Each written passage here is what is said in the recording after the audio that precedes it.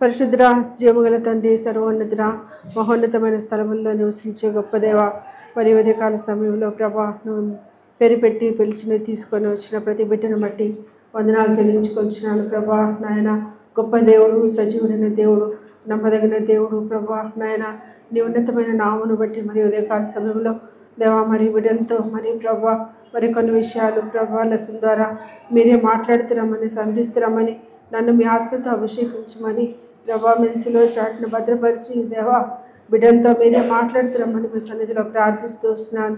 నాయన గొప్ప దేవుడు ప్రభా నీ స్వరమును విని నీకు లోబడే స్వభావమును బిడ్డలకు దయచేయమని ప్రభా విత్తబడిన వాక్యం వారి హృదయంలో ఫలించినట్లు మీరు కృప చూపించమని సమస్త మరి నాయన ప్రభా ఘనత మహిమ ప్రభావములు నీకు ఆరోపించుకుంటూ మరి సమయాన్ని హస్తాలకు అప్పచెప్పుకుంటూ మరి ఆది నుంచి అంతం వరకు నీ సన్నిధిని సహవాసమును నీ ప్రజెన్స్ను మాతో ఉంచమని మా ప్రభును రక్షకుడైన యేసుక్రీస్తు వారి నామములో ప్రార్థించి స్తుతించి అడిగి వేడుకొంచున్నాను తండ్రి, ఆమేన్. Praise the lord.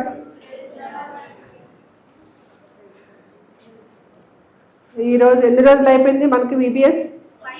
5 days అయిపోయింది కదా. ఈరోజు ఎన్నో రోజు? 6th day. మన థీమ్ ఏంటి? జీసస్. 2 Peter 3:18 మన యేసు ప్రభు జ్ఞానమందు అభివృద్ధి పొందిడి. మనం జూనియర్లో మరి మెయిన్ దేని గురించి మనం నేర్చుకుంటున్నాం? దేవుని వాక్యం గురించి నేర్చుకుంటాం కదా. మరి ఫస్ట్ లెసన్ ఎవరికి గుర్తుంది? Inspiring word. ఇన్స్పైరింగ్ వర్డ్ ఏం నేర్చుకున్నాము? ఆంటీ ఏం చెప్పారు?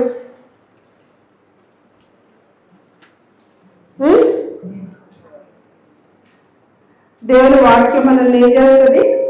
ఖండిస్తుంది, బుద్ధి చెప్తుంది, తర్వాత నీతి అందు శిక్ష చేస్తుందని చెప్పారు కదా. ఒక రాజు గురించి కూడా విన్నాం కదా. ఎవరో రాజు? యోషియా రాజు. ఎన్ని సంవత్సరాలప్పుడు రాజు అయ్యాడు? 8 years. ఎన్ని సంవత్సరాలప్పుడు మరి ఆయన విగ్రహాన్ని పడగొట్టాడు? 12 years. వెరీ గుడ్, బాగా చెప్తున్నారు. తర్వాత ఎన్ని సంవత్సరాలప్పుడు ఆయన దేవుని మందిరాన్ని బాగు చేశాడు? 8 years. మనం దేవుని కంటే ఎక్కువగా ప్రేమిస్తే అది ఏమని చెప్పారు ఆంటీ? అదే ఐడల్ అవుతుంది కదా. మరి మీరందరూ మీ హృదయాల్లో ఉన్న ఐడల్స్ తీసేసుకున్నారని అనుకుంటున్నాను. తర్వాత సెకండ్ లెసన్ ఏం చెప్పారు? ఏం పేరు? సెకండ్ లెసన్ ఇటర్నల్ వర్డ్ కదా, నిత్యమైన వాక్యము కదా. మరి వాక్యముని ఎవరు రాశారు? మోషే కదా. తర్వాత మరి అక్కడ కూడా ఒక రాజు గురించి విన్నాం కదా. ఎవరా రాజు? యెహోషువ కాదు, యెహోయాకీం కదా. మరి యెహోయాకీం మంచి రాజా చెడ్డ రాజా? చెడ్డ రాజు కదా. మరి అక్కడ ఒక ప్రవక్త గురించి కూడా విన్నాము. ఎవరా ప్రవక్త? జర్మియా. వెరీ గుడ్ కదా. ప్రవక్త అంటే ఎవరని చెప్పారు ఆంటీ? దేవుని వాక్యాన్ని మరి ప్రజలకు తెలియజేసే వాళ్ళని ప్రవక్త అని చెప్పారు కదా. మరి థర్డ్ లెసన్ ఏం నేర్చుకున్నాం? ఇల్యూమినేటింగ్ వర్డ్ కదా, వెలిగించు వాక్యం. వాక్యం మనల్ని ఏం చేస్తుంది? వెలిగిస్తుంది కదా. ఎవరిని వెలిగించింది మన లెసన్లో? ఎవరు వెలిగించబడ్డారు? ఎథియోపియడు కదా, అవునా? మర్చిపోకూడదు మరి దేవుని వాక్యం. తర్వాత మరి 4th lesson true word. Very good కదా, సత్యవాక్యం. దేవుడే మార్గము సత్యము జీవమైనాడు. తర్వాత ఈవిల్ వే, గాడ్స్ వే కదా. 2 వేస్ గురించి మనం నేర్చుకున్నాం. మరి ఏ వేలో వెళ్దామని మీరు డిసైడ్ చేసుకున్నారు? గాడ్స్ వేలోనా ఈవిల్ వేలోనా? దేవుని మార్గంలో మనం జీవిస్తే మరి దేవుడు మనల్ని పరలోక రాజ్యానికి తీసుకెళ్తారు కదా, దేవుని మార్గము. తర్వాత 5th lesson the praising word. Very good. అయితే ప్రైజింగ్ వర్డ్లో మనం ఏం నేర్చుకున్నాం? ఎవరి గురించి? ఏ రాజు? యెహోషాపాత్ కదా. యెహోషాపాత్ మరి గొప్ప సైన్యం మీదకి వచ్చినప్పుడు మరి ఆ శత్రు రాజ్యాల గురించి ఎలా దండెత్తాలి, ప్రభువా మరి నీవే మాకు దిక్కని ప్రార్థన చేసినప్పుడు దేవుడు ఏం చేశాడు? ఇశ్రాయేలు ప్రజల పక్షంగా ఎవరు యుద్ధం చేశారు? దేవుడే యుద్ధం చేశాడు కదా. వారికి విజయం దయచేశాడు. కాబట్టి మరి బాగా గుర్తుపెట్టుకున్నారు. ఈరోజు లెసన్ ఏంటంటే కనిపిస్తుందా? పరిశుద్ధ వాక్యం, ద హోలీ వర్డ్ కదా. మరి మన దేవుడు ఎలాంటి దేవుడు? పరిశుద్ధుడు కదా. మరి దేవుడు ఏం చెప్పాడు? నేను పరిశుద్ధుడనైన ప్రకారము మీరును పరిశుద్ధులుగా ఉండాలని కోరుతున్నాడు కదా. మరి దేవుని వాక్యంలో రాయబడింది. మరి దేవుని వాక్యము చదివితే, దేవుని వాక్యానుసారంగా మనం జీవిస్తే, దేవునికి లోబడితే దేవుడు మనలను పవిత్రులుగా జీవించడానికి సహాయం చేస్తుంది. దేవుని వాక్యము మనకి శక్తినిస్తుంది, మన పాపం నుంచి కాపాడుతుంది, భద్రపరుస్తుంది. తర్వాత దేవుడు మనల్ని పరిశుద్ధ జీవితం జీవించడానికి దేవుని వాక్యం మనకి శక్తిని ఇస్తుందంట. దేవుడు మరి ఆయన దావీదు మహారాజు కూడా మరి ప్రార్థనలో చేస్తాడు, నా హృదయంలో పాపము లక్ష్యం చేసిన ఎడల దేవుడు నా మనవి వినకపోను అని. మన హృదయంలో పాపం ఉంటే మన ప్రార్థన దేవుడు ఆలకించడంట. ఆలకిస్తాడా? ఎప్పుడు ఆలకిస్తాడు దేవుడు? ఎప్పుడు ఆలకిస్తాడు మన ప్రార్థన? మన పాపములు ఒప్పుకొని విడిచిపెట్టినప్పుడు కదా. ఒప్పుకొని విడిచిపెట్టినప్పుడు దేవుడు మన ప్రార్థన ఆలకిస్తాడు. అయితే మరి యూదా దేశం గురించి మనం విన్నాం కదా. యెహోయాకీము రాజు పరిపాలిస్తున్న దినాలన్నమాట. అప్పుడు యూదా దేశంలో రాజు, అక్కడ ప్రజలందరూ కూడా మరి దేవుని మార్గాల నుంచి తొలగిపోయినట్లుగా మనం చూస్తూ ఉన్నాం. వాక్యంలో రాయబడింది. అక్కడ ప్రజలందరూ ఎలా ఉన్నారంటే విగ్రహాలను పూజిస్తూ మరి దేవునికి అయిష్టమైన కార్యాలన్నీ చేస్తూ ఉన్నారంట. దేవుడు చెప్పిన మాట వాళ్ళు లక్ష్య పెట్టట్లేదు. అప్పుడు దేవుడు ఇర్మియాని ప్రవక్తగా పంపించి ఇర్మియా ఎంతో బతిమాలుతాడు వాళ్ళు. దేవుని మార్గాల నుంచి తొలగిపోవద్దు, దేవుని మాట వినాలి, మరి దేవునికి లోబడాలి, చెడ్డవాడిని దుష్టత్వం నుంచి మీరు మళ్ళుకొని దేవుని వాక్యానుసారంగా మీరు జీవించాలని అక్కడ యూదా ప్రజలను ఎంతగానో ప్రతిమాలుతాడు. వాళ్ళ గురించి ప్రార్థన చేస్తాడు, కన్నీరు కారుస్తాడు. మీరు యూదా దేశంలోనే ఉండాలి, ఇక్కడే మీరు దేవుని సేవించండి అని చెప్పంటే వాళ్ళు ఎంత మాత్రము లక్ష్య పెట్టట్లేదు. అక్కడ ప్రజలందరూ ఎలా ఉన్నారంటే మరి విగ్రహాలను పూజిస్తూ దేవునికి అయిష్టమైన కార్యాలన్నీ చేస్తూ దేవుని మార్గాల నుంచి పూర్తిగా తొలగిపోయి ఉన్నారంట. అయితే అప్పుడు ఇర్మియా చెప్తాడు, మీరు ఇలాగే ఉంటే కొద్ది మరి బబులోను రాజు నెబుకద్నెజర్ రాజు వచ్చి మిమ్మల్ని చెరపట్టుకొని వాళ్ళ దేశానికి తీసుకెళ్ళిపోతాడు. మరి అక్కడ బందీలుగా ఉండాల్సి వస్తుంది, 70 years మీరు అక్కడే ఉండాల్సి వస్తుందని ప్రవచిస్తాడు అనమాట. అయినా కానీ వాళ్ళు వాళ్ళ పద్ధతుల్ని పాటిస్తూ ఉంటారు. అప్పుడు మరి నెబుకద్నెజర్ రాజు బబులోను దేశాన్ని పరిపాలిస్తున్నాడు. మరి అక్కడి నుంచి మరి బబులోను రాజుని దేవుడు ప్రేరేపిస్తాడు. ఏమని? యూదా దేశాన్ని ముట్టడి చేయమని, అక్కడ ప్రజలను బందీలుగా తీసుకొని రావాలి, వాళ్ళెంత చెప్పినా దేవుని మాట వినట్లేదు అని చెప్పి నెబుకద్నెజర్ రాజుని యుద్ధాలకి ప్రేరేపించి మరి నెబుకద్నెజర్ రాజు వాళ్ళ మీదకి యుద్ధానికి వచ్చేటట్టుగా చేస్తాడనమాట. అప్పుడు నెబుకద్నెజర్ రాజు యుద్ధానికి చేస్తాడు. అక్కడ రాజుని తీసుకొని వెళ్ళిపోతాడు. తర్వాత అక్కడ మందిరంలో ఉపకరణాలన్నీ తీసుకొని వెళ్ళిపోతాడు. తర్వాత అక్కడ ప్రజలందరినీ బందీలుగా తీసుకెళ్ళిపోతాడు. ఎక్కడ తీసుకెళ్ళిపోతాడు? ఎక్కడి నుంచి తీసుకెళ్తాడు? యూదా దేశం నుంచి తీసుకెళ్తాడు. ఎక్కడికి తీసుకెళ్తాడు? ఎవరు ముట్టడి చేస్తారు?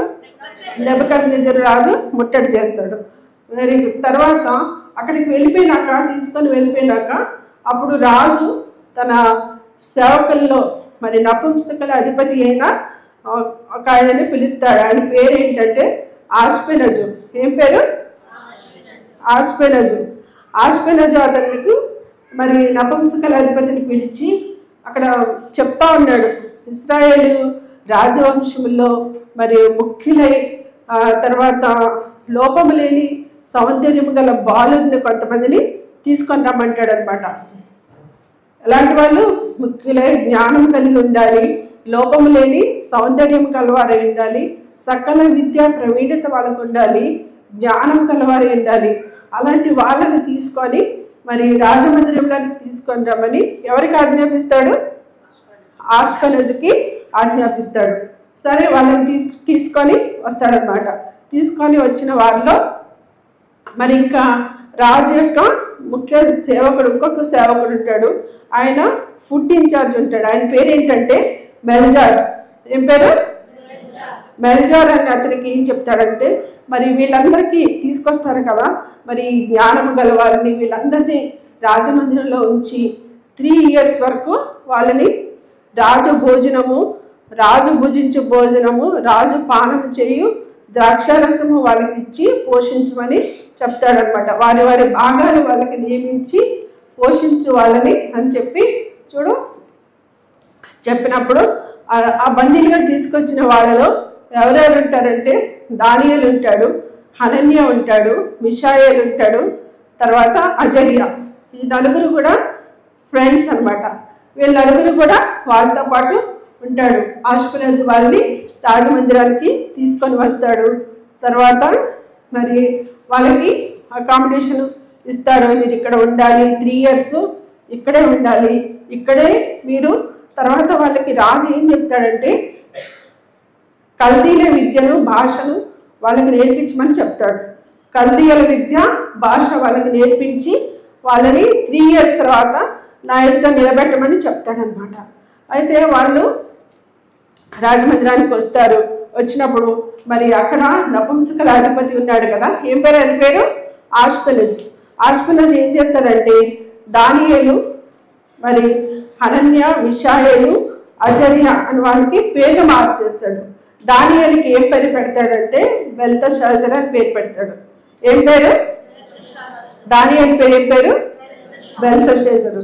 హనన్యాకి షద్రక్ అని పేరు పెడతాడు. మిషాయేలుకి మేషాక్ అని పేరు పెడతాడు. తర్వాత అజర్యాకి అబెద్నగో అని పేరు పెడతాడు. మనకి ఎక్కువ ఏమని గుర్తు? మనకి షద్రక్, మేషాక్, అబెద్నగో అంటాం కదా. మళ్ళీ అసలు పేర్లు తెలుసా మీకు? అసలు పేర్లు దానియేలు, హనన్య, మిషాయేలు, అజర్యా అనమాట. అయితే దానియేలుకు బెల్తషాజర్ అని పేరు పెడతారు. దానియేలు అంటే అర్థం ఏంటంటే దేవుడు నా తీర్పరి. చెప్పండి, దానియేలు అంటే అర్థం ఏంటి? దేవుడు నా తీర్పరి. అయితే వీళ్ళందరూ బబులోను దేశం నుంచి ఎక్కడికి వచ్చేసారు? మరి వాళ్ళకి తెలియదు. పట్టుకొని వచ్చేసినప్పుడు వాళ్ళు ఎక్కడ పెడతారో తెలియదు, ఏం చేస్తారో తెలియదు, ఏమైతుందో తెలియదు. కానీ వాళ్ళు మరి రాజమందిరానికి వాళ్ళకున్న జ్ఞానాన్ని బట్టి రాజమందిరానికి తీసుకొని రాబడ్డారు. తర్వాత అక్కడ మరి వాళ్ళకి ఫుడ్ ఆఫర్ చేస్తారనమాట. రాజు భుజించి భోజనం అంటే చూడు వాళ్ళు ఏం చేస్తున్నారు అక్కడ.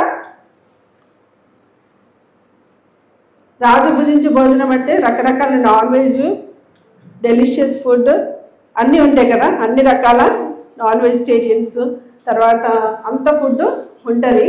కానీ దానియేలు ఏమనుకుంటాడంటే తన హృదయంలో మరి 1st chapter 8th verse మరి వాళ్ళందరూ తిని కానీ నేను మాత్రం రాజు భుజించే భోజనం కానీ రాజు పానం చేసే ద్రాక్షారసం కానీ నేనైతే ముట్టను, ఎందుకంటే అది నన్ను అపవిత్రపరుస్తుంది అని దానియేలు తన మనసులో అనుకుంటాడు.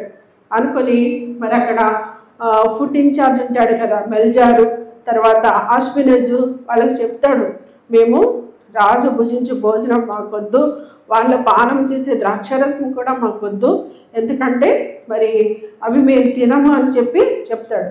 అప్పుడు వాళ్ళు అడుగుండొచ్చు, ఎందుకు తినరు మీరు అని అన్నప్పుడు మరి మోషే ధర్మశాస్త్రంలో ఈ విధంగా రాయబడి ఉంది, మరి విగ్రహాలకి అర్పించినది తింటే కనుక మేము అపవిత్రులం అయిపోతాము, అందుకని విగ్రహాలకు అర్పించిన వాటిని మేము తినకూడదు, దేవుడు చెప్పినది మేము చేయాల్సిందే, ఆ విధంగా చేయకపోతే మరి దేవుని ఉగ్రతకి బలైపోతామని చెప్పి చెప్తాడనమాట. చెప్పినప్పుడు మరి మీరు అందరూ నాన్ వెజిటేరియన్ తింటున్నారు, అందరూ ద్రాక్షారసం తాగుతున్నారు, వాళ్ళందరికంటే మీరు బలహీనంగా కనపడతారు, మీరు వీక్గా కనపడితే మళ్ళీ రాజు మా మీద కోపగించి మమ్మల్ని చంపుతాడేమో అని చెప్పి అంటారనమాట. అన్నప్పుడు వాళ్ళు ఏమీ పర్వాలేదు, మీరు ఒక 10 days మమ్మల్ని మాకు ఫుడ్ ఇవ్వండి, వెజిటేరియన్ ఫుడ్ ఇవ్వండి, మరి 10 days మీరు పరీక్షించండి, మరి మంచినీళ్ళే ఇవ్వండి, మాకు శాఖ ధాన్యాలను మాత్రమే ఇవ్వండి, మాకు నాన్ వెజిటేరియన్ అస్సలే వద్దని చెప్పి చెప్తారు. విగ్రహాలకు అర్పించినది తిని మమ్మల్ని మేము అపవిత్రపరచుకోమని వాళ్ళు చెప్తారనమాట. చెప్పినప్పుడు చూడండి, మరి వాళ్ళు ఓన్లీ వెజిటేరియనే తింటున్నారు కదా, వీళ్ళందరూ ద్రాక్షారసం తాగుతున్నారు, నాన్ వెజ్ తింటున్నారు. అలా మరి 10 days తర్వాత మరి అజరియా, తర్వాత ఆష్పెరజు, తర్వాత బెల్జారు వాళ్ళని పరీక్షిస్తారనమాట. 10 days తర్వాత చూడమన్నారు కదా, వాళ్ళ దగ్గరికి వెళ్ళి పరీక్షించినప్పుడు మరి మిగతా వాళ్ళందరికంటే వీళ్ళు చాలా హెల్దీగా, చురుకుగా, మరి అందంగా వాళ్ళకి కనిపించారంట. ఇంకా సౌందర్యంగా కనిపించారంట, ఇంకా చురుగ్గా, మిగతా వాళ్ళందరికంటే వీళ్ళు యాక్టివ్గా ఉన్నట్టు వాళ్ళు గుర్తించారు. మరి దేవుని కోసం నిలబడినప్పుడు, దేవుని ఆజ్ఞకు విధేయత చూపించినప్పుడు దేవుడు వాళ్ళకి సహాయం చేశాడా లేదా? చేశాడా? మిగతా అందరికంటే యాక్టివ్గా ఉన్నారా లేదా కదా? మనం కూడా దేవుని ఆజ్ఞలకు విధేయత చూపించాలి. దేవుడు ఏం చెప్పాడో, మరి మన గైడ్ లైన్స్ స్పిరిచువల్గా మనం ఎలా ఉండాలి, దేవుని ఎలా ప్లీజ్ చేయాలి, దేవుని కొరకు మనం ఎలా నిలబడాలి అనే విషయాలు ఎక్కడుంటాయి? మనకి దేవుని వాక్యంలో రాయబడి ఉంటాయి కదా. సో ఆ విధంగా వాళ్ళు అలా తింటూ వచ్చినప్పుడు మరి 3 years తర్వాత వాళ్ళకి రాజు తీసుకొని రమ్మని చెప్పాడు కదా. కల్దీల విద్య, భాష నేర్చుకునే విషయంలో కూడా దేవుడు ఎంతో సహాయం చేస్తాడు వాళ్ళకి.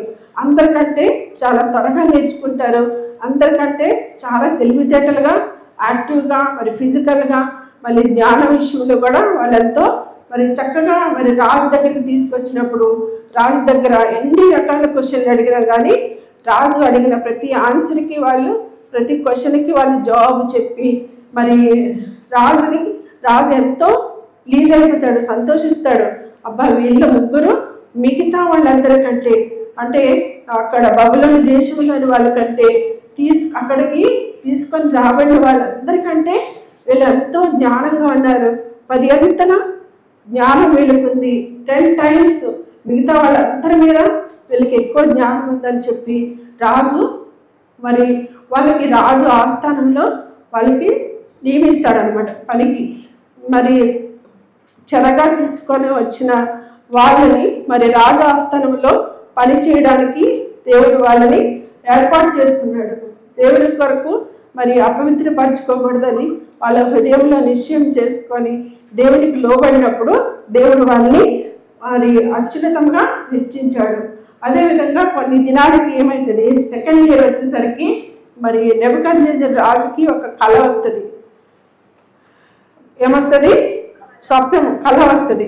కళ వచ్చినప్పుడు మరి రాజు మరి నెక్స్ట్ డే మార్నింగ్ కల్లా ఆ కళ మర్చిపోతాడు. కానీ రాజుకి నెమ్మది లేదు, కలవరంగా ఉంటాడు. నాకు వచ్చిన కళ ఏంటి, నాకు గుర్తు రావట్లేదు, మరి తన భావం ఏమై ఉండొచ్చు అని ఒకటి మరి దాని గురించి ఆలోచిస్తూ ఉంటాడు. ఆ కళలో ఏమొచ్చిందో కూడా ఆయనకి తెలియదు అనమాట. అయితే అప్పుడు అక్కడ దేశంలో ఉన్న మరి గారడీ విద్య గలవారిని, జ్ఞానుల్ని, తర్వాత మరి జ్యోతిష్కుల్ని అందరినీ పిలిపిస్తాడు. ఆ దేశంలో ఉన్న వాళ్ళందరూ వస్తారు, వచ్చి మరి రాజు దగ్గర నిలబడతారు అనమాట. నిలబడినప్పుడు రాజు అడుగుతాడు, మరి నాకు ఒక కళ వచ్చింది, ఆ కళ మీరే చెప్పాలి, దాని భావం కూడా మీరే చెప్పాలి అని చెప్తాడనమాట. మరి వాళ్ళందరూ ఏమంటారు, మీకు కళ వస్తాయా? కొన్ని కళ్ళు గుర్తుంటాయి, కొన్ని కళ్ళు గుర్తుండవు కదా. మరి రాజుకు వచ్చిన కళ ఆయనకి గుర్తు రావట్లేదు, ఎంత గుర్తు చేసుకుందామన్నా రావట్లేదు. మరి వాళ్ళందరూ వస్తారు. మరి వచ్చినప్పుడు వాళ్ళందరూ ఏం చెప్తారంటే, రాజా మాకు మీరు కళ చెప్పండి, దాని భావం మేము చెప్తామని చెప్తారనమాట.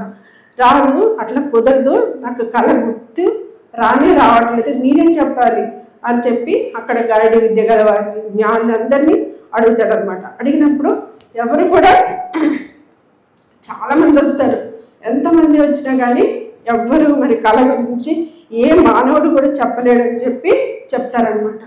ఇంకా అప్పుడు రాజు ఒక ఆర్డర్ ఇస్తాడు. ఏమి ఇస్తాడంటే, శాసనం ఇస్తాడు. ఏంటంటే, ఈ బబులోని దేశంలో మరి ఎక్కడున్న జ్ఞానులు కానీ, శకునగాళ్ళు కానీ, గారడీ విద్య గల వాళ్ళు కానీ ప్రతి ఒక్కరిని చంపించేయండి.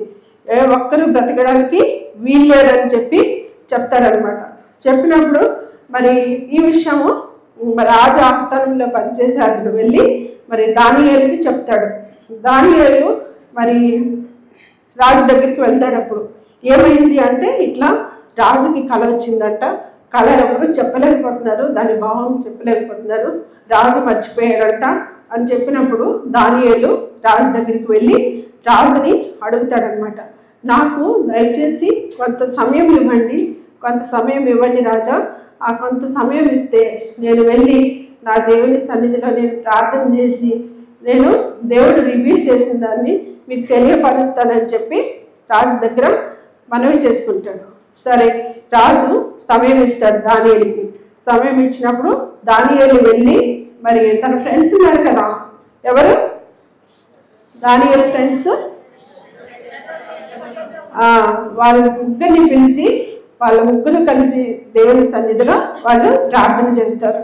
ప్రభా, మరి మేమైతే మాకైతే ఏమీ చేత కాదు, నీవే మర్మములను బయలుపరిచే దేవుడవు అని చెప్పి దేవుని సన్నిధిలో వాళ్ళు ఎంతో కన్నీటితో వాళ్ళు ప్రార్థన చేసినప్పుడు మరి దేవుడు ఆ కళను ఎవరికి దానియేలుకి రివీల్ చేస్తాడు.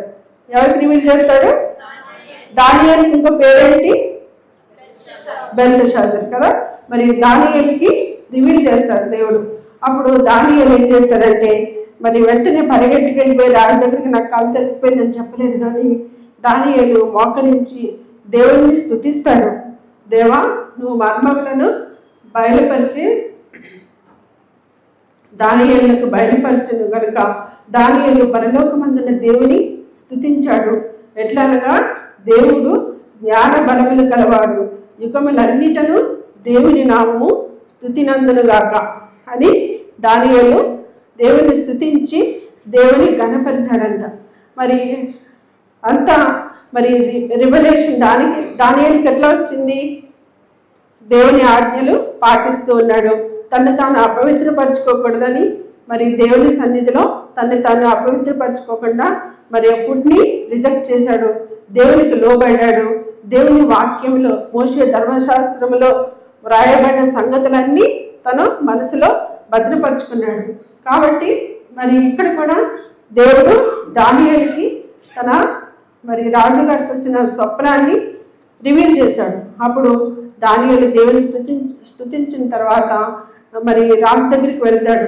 రాజు దగ్గరికి వెళ్ళి అప్పుడు రాజు అడుగుతాడు దానియేలు మరి బెల్తెషాజర్ అనే దానియేలు, మరి దేవుడు నీ వల్ల అవుతుందా మరి నా కళకు చెప్పడం, దాని భావము చెప్పడం నీ వల్ల శక్యమా, నీకు శక్యమా అని అడుగుతాడనమాట. అడిగినప్పుడు మరి దానియేలు చెప్తాడు, నా వల్ల అయితే కాదు, మర్మములను బయలుపరిచి దేవుడు ఉన్నాడు. దేవుని సన్నిధిలో మరి కనిపెట్టినప్పుడు దేవుడు నాకు రివీల్ చేసిన సంగతులు దేవుడు నాకు బయలుపరిచిన నీ కళను, దాని భావాన్ని నీకు తెలియచెప్తానని చెప్పి మరి మొత్తం రాజుకు వచ్చిన కళ అదంతా చాలా పెద్ద కళ. మరి ఆ కళ గురించి దాని మరి భావం గురించి దానియేలు మొత్తము రాజుకు వివరిస్తాడనమాట. మొత్తం చెప్తాడు. చెప్పినాక ఇంకా రాజు చాలా మరి ప్లీజ్ అయిపోయి వెంటనే అంత గొప్ప రాజు అయింది కూడా దానియేలుకు సాష్టాంగ నమస్కారం చేస్తాడంట. సాష్టాంగ నమస్కారం చేసి, నిజంగా నీ దేవుడు దేవతలకు దేవుడును, మర్మములు బయలుపరచటకు నీవు సమర్థుడవైతివే, నీ దేవుడు దేవతలకు దేవుడును, రాజులకు ప్రభువును, మర్మములు బయలుపరచువాడని ఉన్నాడని దానియేలుకు ప్రత్యుత్తరం ఇచ్చాడు. మరి దానియేలును బట్టి దానియేలు దేవుడు మహిమపరచబడ్డాడు కదా. దానియేలు దేవుడు గొప్ప దేవుడని అక్కడ ఉన్న అన్యరాజు మరి దానియేలు దేవుణ్ణి స్తుతించాడు. మరి సాష్టాంగ నమస్కారం చేసినట్లుగా మనం చూస్తున్నాం. కాబట్టి మరి జ్ఞానము కొద్దిగా ఉంటే మరి దేవుడు నన్ను అడగమని దేవుని వాక్యంలో రాయబడింది. మీకు ఎవరికైనా జ్ఞానం లేదు, చదువులో మరి బుద్ధిలో విద్యలో అన్నిట్లో కూడా దేవుని బిడ్డలు ముందుండాలి. మరి మీరందరూ ప్రార్థన చేసుకుంటే దేవుడు మీకు జ్ఞానం ఇస్తాడు. బుద్ధి జ్ఞాన సర్వసంపదలు దేవుని అందే గుప్తములైనవని దేవుని వాక్యంలో రాయబడింది. మరి అటువంటి జ్ఞానము మనం అడిగితే దేవుడు మనకు కూడా మీకు కూడా అనుగ్రహిస్తాడు. తర్వాత మరి కొన్ని దినాలకి ఏమవుతుందంటే మరి దానియేలుకి శత్రువులు కూడా ఉన్నారంట. ఎందుకు? దానియేలుని ఇంత హెచ్చించాడు కదా, శత్రువులు కూడా ఉన్నారు. వాళ్ళు దానియేలు విషయంలో ఏదో ఒక తప్పు కనుక్కొని ఎలాగైనా కానీ దానియేలుకి శిక్ష పడేటట్టు చేయాలి అని చెప్పి వాళ్ళు చాలా ప్రయత్నం చేస్తారు. ఎవరు? అక్కడున్న మరి మిగతా మరి దానియేలుతో పాటు ఉన్న మిగతా జ్ఞానులు, గాయడి విద్య గల వాళ్ళందరూ కూడా చాలా ట్రై చేస్తారు. ఎక్కడ కూడా దానియేలుకి అతి శ్రేష్టమైన బుద్ధిని దేవుడు ఇచ్చాడంట. మరి ఎక్కడ కూడా ఆయన ఏ తప్పు కూడా చేయట్లేదు. ఎలాగా? దానియేలు ఏ విధంగా మరి దానియేలు తప్పు కనిపెట్టాలంటే వాళ్ళకి చేత కావట్లేదు. అప్పుడు ఏమనుకుంటారంటే మరి దానియేలు దేవుని విషయంలో తప్ప ఏ విషయంలో కూడా తప్పు చేయట్లేదు, ఈ విషయంలోనే దానియేలు చేయాలి అని చెప్పి వాళ్ళు రాజు దగ్గర ఒక విన్నపం పెట్టుకుంటారు. ఏమనంటే 3 దినాల వరకు ఏ దేవుడిని పూజించకూడదు, ఎవరి దగ్గర ఏమీ అడగకూడదు, రాజును తప్ప ఎవరిని అడగకూడదని చెప్పి వాళ్ళు ఒక మరి ప్లాన్ చేసుకుంటారు. ప్లాన్ చేసుకొని అప్పుడు 3 days వరకు ఎవరు ప్రేయర్ చేయడానికి, ఏ దేవుడికి ప్రేయర్ చేయడానికి వీలు అన్నప్పుడు మరి ఆ విధంగా చేస్తే కనుక వాళ్ళని సింహబోన్లో వేసేస్తాడు రాజు అని ప్రకటన చేపిస్తారు. సింహబోన్లు అంటే సింహాలంటే భయమా లేదా మీకు? భయమా కదా? మరి సింహాలు మనుషులు చూస్తే ఉంటాయా? తినేస్తాయి కదా.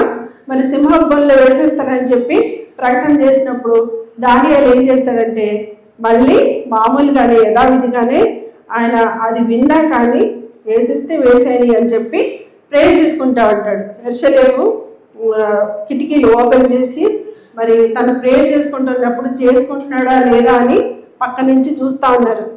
మరి పట్టివ్వాలి కదా దానియేలుని. ఆ విధంగా మరి ప్రేయర్ చేసుకుంటున్నప్పుడు వాళ్ళందరూ వచ్చి రాజు దగ్గరికి వెళ్ళి, రాజా మీరు చెప్పారు కదా, మీరు చెప్పింది దానియేలు ఒబే అవ్వట్లేదు, చేయట్లేదు, కాబట్టి దానియేలుని సింహబోన్లో వేసేయాలని చెప్పి అంటే రాజుకి అంత ఇష్టం ఉండదు. అయినా కానీ వాళ్ళు బలవంతంగా దానియేలుని తీసుకొని వెళ్ళి మరి ఆ విధంగా సింహబోన్లో వేసేస్తారు. చూడు, సింహాలన్నీ ఏమన్నా మీదకి వచ్చినాయా దానియేలు మీదకి? ఎక్కడే అలా స్టాండ్ స్టిల్ అలాగే ఉండిపోయినాయి కదా. దానియేలు సింహపు నోళ్లను మోయించాడు. దానియేలు ఎవరు తోడుగా ఉన్నారు దానియేలుకి? దేవుడు సింహపు బోనులో దానియేలుకి తోడుగా ఉన్నాడు. దేవుడు ఆయనకు యొక్క సింహం కూడా ముందుకు వచ్చి దానియేలుని ఏమీ చేయట్లేదు, చాలా మౌనంగా ఉండిపోయినాయి అనమాట. అయితే మరి రాజుకైతే నిద్ర పట్టదు. దానియేలు సింహబోన్లు వేసాము, ఏమవుతున్నాడో, సింహాలు తినేసినాయా, మరి ఏమైనాయా అని చెప్పి రాజు కలవరంగా ఉంటుంది. అప్పుడు పొద్దున్న మార్నింగే వస్తాడు. మార్నింగ్ వచ్చి జీవము గల దేవుని సేవకుడమైన దానియేలు, నీవు క్షేమంగా ఉన్నావా, నీ దేవుడు నీతో ఉన్నాడా అని అడిగినప్పుడు అప్పుడు దానియేలు చెప్తాడనమాట, దేవుడు నాకు తోడుగా ఉన్నాడు, సింహాలు నోళ్ళు ముయించాడు, మరి అవి నన్ను ఏమి చేయలేదు అన్నప్పుడు అప్పుడు బయటికి రమ్మన్నప్పుడు దానియేలు బయటికి వస్తాడు. మరి అదేవిధంగా మరి దానియేలు ఫ్రెండ్స్ ఉన్నారు కదా, ఎవరు?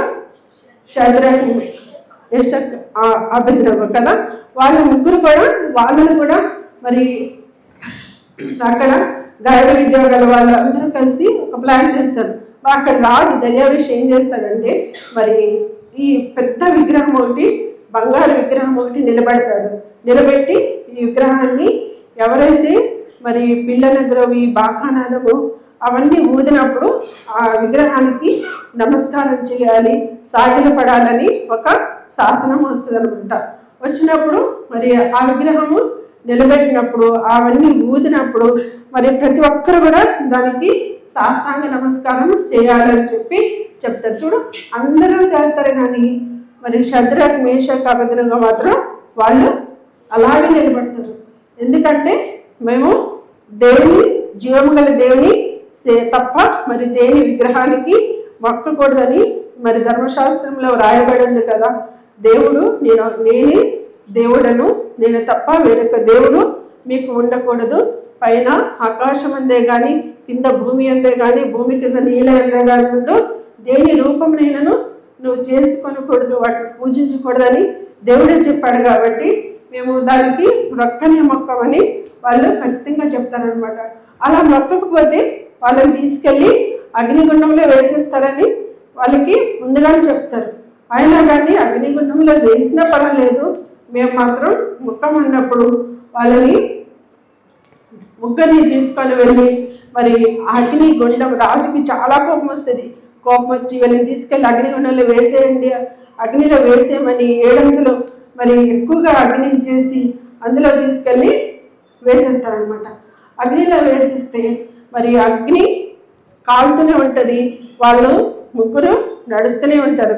వాళ్ళతో పాటు మరి దేవుని దూత వాళ్ళకి కావలి ఉండి మరి వాళ్ళు నడుస్తూ అగ్నిలో నుంచి బయటకు వచ్చేస్తారు, నడుస్తూ ఉంటారు అనమాట. అప్పుడు రాజుకి చాలా ఆశ్చర్యం వేస్తుంది. ఏంటి ఇలాగా అని చెప్పి మీరు ముగ్గురు బయటికి రండి అని పిలిచినప్పుడు వాళ్ళ ముగ్గురు బయటకు వచ్చినప్పుడు వాళ్ళ వస్త్రాలు కానీ వాళ్ళ తల వెంట్రుక కానీ ఏ ఒక్కటి కూడా అగ్ని స్మెల్ రాలేదు. ప్రతి వాళ్ళు కూడా ముగ్గురు కూడా ఎలా వెళ్ళారో అలా వచ్చారు. మరి అగ్నిలో కూడా వాళ్ళకి తోడుగా ఉన్నాడు. మరి దానియేలుకి మరి అజర్యా మరి మిషాయేలు హనన్యాకి మరి ఎలాంటి కష్టమైన పరిస్థితులు వచ్చినాయి. వాళ్ళని బబులోను దేశానికి తీసుకొని వెళ్ళిపోయినప్పటికీ వాళ్ళ మనసులో ఉన్న దేవుని వాక్యాన్ని వాళ్ళ హృదయంలో భద్రపరుచుకున్నారు. వాళ్ళు దేవునికి వాక్యానికి విధేయత చూపించారు. ఎలాంటి కష్టం వచ్చినా మరి ఎలాంటి పరిస్థితులు వచ్చినా దేవుని కొరకు నిలబడ్డారు కదా. మరి ఆ విధంగా మరి వాళ్ళిద్దరూ ఉన్నారు. మరి మన జీవితంలో కూడా మరి సాతాను మనల్ని బందీలుగా చేసుకుంది కదా. మరి పాపానికి మనం దాసులుగా ఉన్నాం. పాపం నుంచి విడిపించబడాలి, దేవుని బిడ్డగా జీవించాలి, దేవుని కొరకు జీవించాలి, దేవుడిచ్చే గొప్ప రక్షణ మీరు పొందాలి అనే ఉద్దేశంతో మరి ఈ VBS ఏర్పాటు చేశారు కదా. మరి దేవుడు లోకముని ఎంతో ప్రేమించారు, కాగా ఆయన తన అద్వితీయ కుమారునిగా పుట్టిన వారి యందు విశ్వాసం నుంచి ప్రతి వాడును నశింపక నిత్య జీవం పొందినట్లు ఆయనను అనుగ్రహించాను. యేసు ప్రభుని మన కోసం మరి రక్షకుడిగా ఈ లోకానికి వచ్చాడు. మరి మన కోసం ఆయన కల్వరి శిలువలో చనిపోయాడు. మరి ఆయన ప్రాణం పెట్టాడు.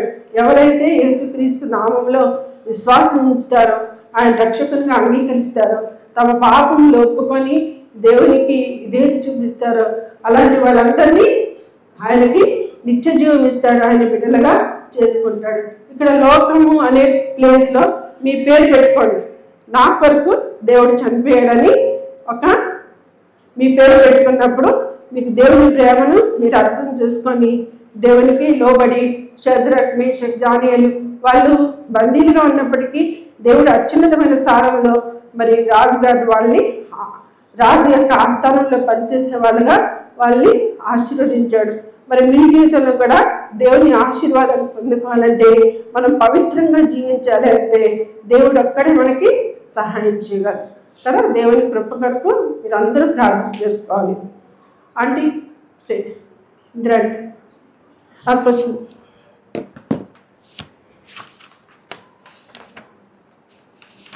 మరి క్వశ్చన్స్ అడుగుతాను, మీరు చెప్తారా?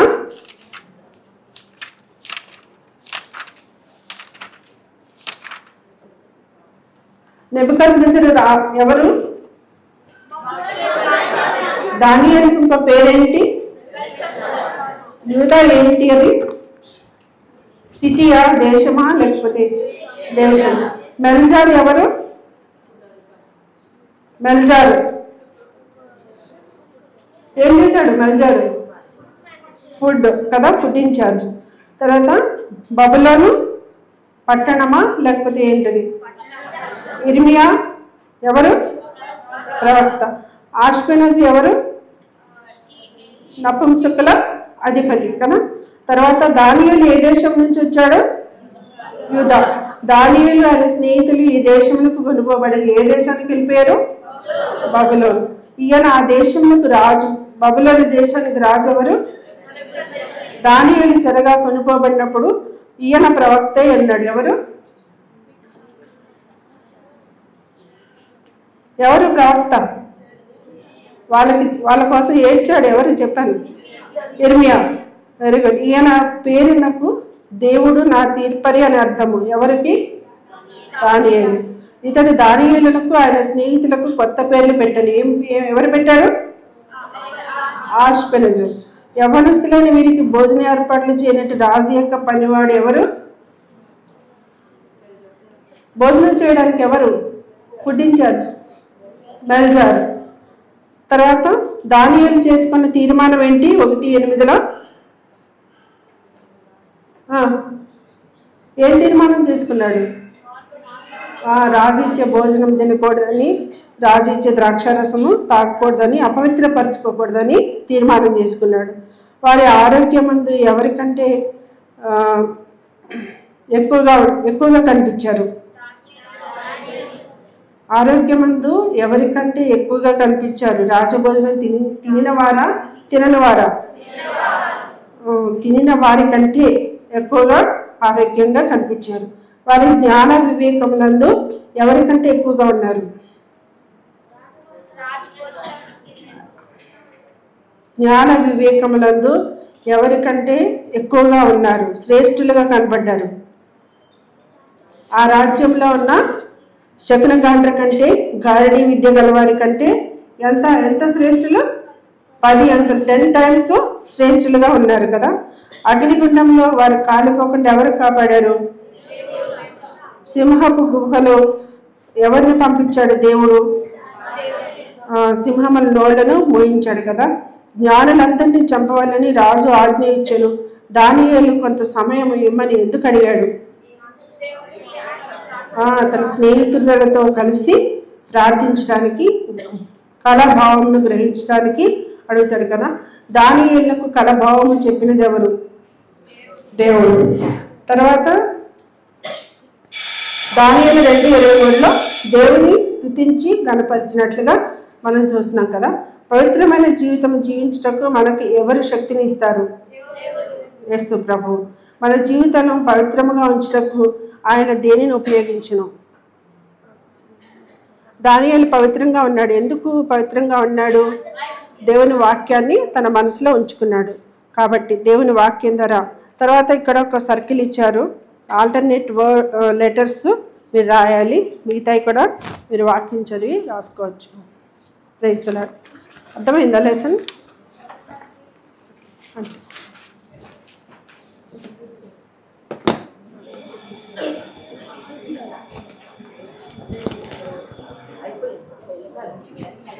అంటే